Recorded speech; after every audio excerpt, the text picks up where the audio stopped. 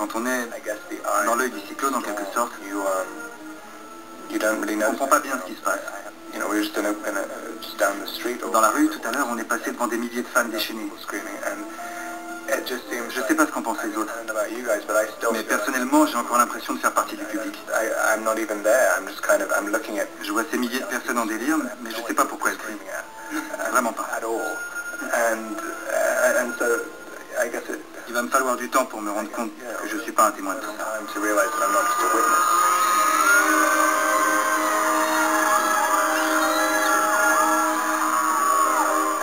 Avant, je faisais de tout petits films qui ne sortaient jamais. Les belles expériences, c'est bien de les vivre, mais ça sert à rien si on ne peut pas les partager. Jusqu'à présent, je n'avais jamais eu cette chance. Et j'ai la même impression que Robert, celle de faire encore partie du public. Si j'étais à la place des spectateurs, je crierais aussi. C'est pour ça qu'on fait des films, parce qu'on aime le public et qu'on a envie de se sentir en phase avec lui.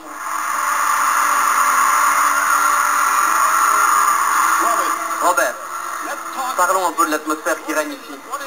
Qu'est-ce que ça fait de se retrouver en Allemagne, devant 20 000 spectateurs?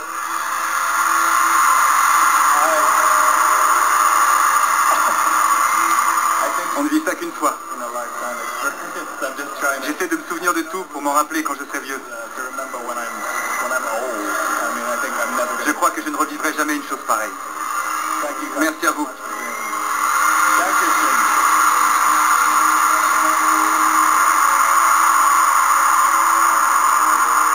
Quand on est fan d'un film, on aimerait être dans le film. C'est malheureusement pas possible, et en plus un film dure 1h30, 2 heures, c'est extrêmement frustrant. Donc finalement tout ce qui se passe autour, c'est une façon d'essayer de nourrir ce fantasme-là, de pouvoir être dans le film. Donc on a envie d'en parler, d'en reparler, par l'intermédiaire de forums, de rencontrer les acteurs. C'est aussi une façon finalement d'essayer de rentrer dans le film imaginairement. Tous les moyens sont bons. Et pourquoi rentrer dans le film? Sans doute finalement pour quitter sa réalité qui est moins enivrante ou moins excitante que ce qui peut se passer dans ce film.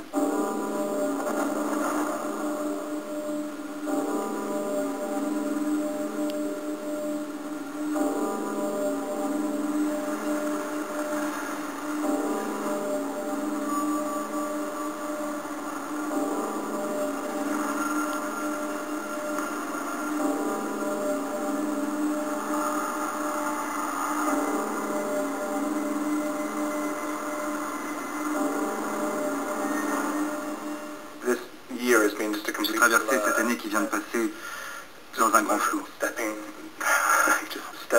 Mais le moment où j'ai posé les pieds sur cette marche en Italie restera un souvenir inoubliable. Lundi 16 novembre 2009 à Los Angeles. Première mondiale de New Moon.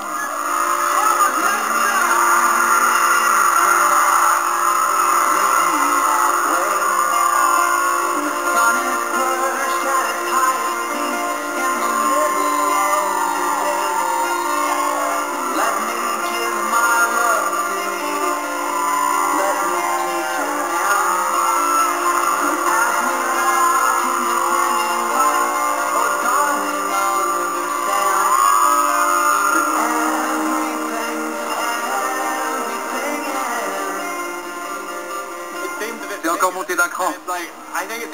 On a passé la semaine dernière en tournée partout dans le monde. Dans chaque ville, ça a été magique. Et c'était à chaque fois plus démesuré que dans la ville précédente. Là, on arrive de Munich, il y avait 20 000 personnes au stade olympique. C'est incroyable, ça fait plaisir de penser que le film produit cet effet. Pour le premier épisode, l'excitation était là avant même la sortie du film. Et cette fois, je crois que les gens vont être contents, et même surpris.